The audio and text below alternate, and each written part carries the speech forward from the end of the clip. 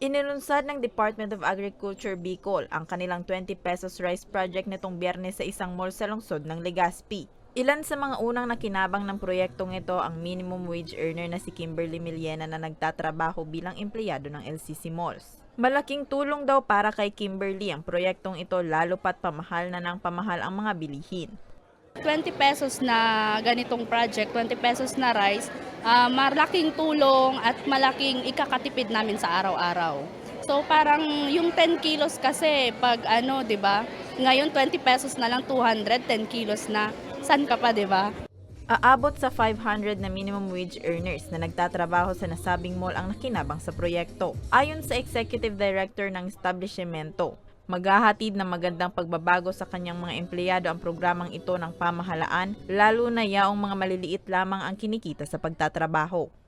Of course, we will make our employees ang tawag natin yan, let's us have what we call it affordable living.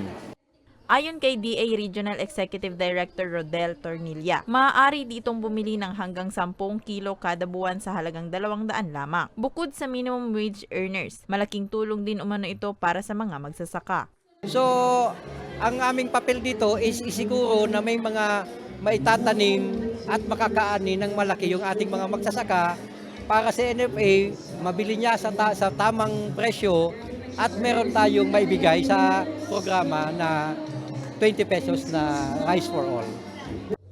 Sa kasalukuyan, mahigit sa 17,000 ang minimum age earner sa rehiyon. Hinikayat naman ng opisina ng Dole Bicol ang iba pang employers na lumapit sa kanila at i-register ang kanilang mga empleyado para sa Benting Bigas program. Ang mechanics nito ay napakasimple lang. Magbibigay ng letter of intent ang employer na willing siyang mag-guarantee para sa payment ng rice sa Food Terminal Incorporated, a subsidiary of the Department of Agriculture.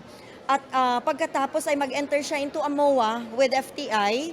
Thereafter, magre-release si FTI ng authority sa NFA na pwede nang i-withdraw ang rice. All of this will be coordinated by the Department of Labor and Employment.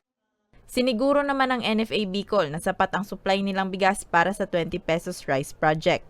Talaga ang mga farmers. Marami talaga ang farmers na gustong magbenta ng kanilang mga ani sa NFA.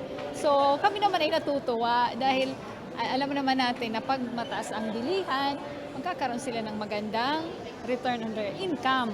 Oo, mataas ang income nila.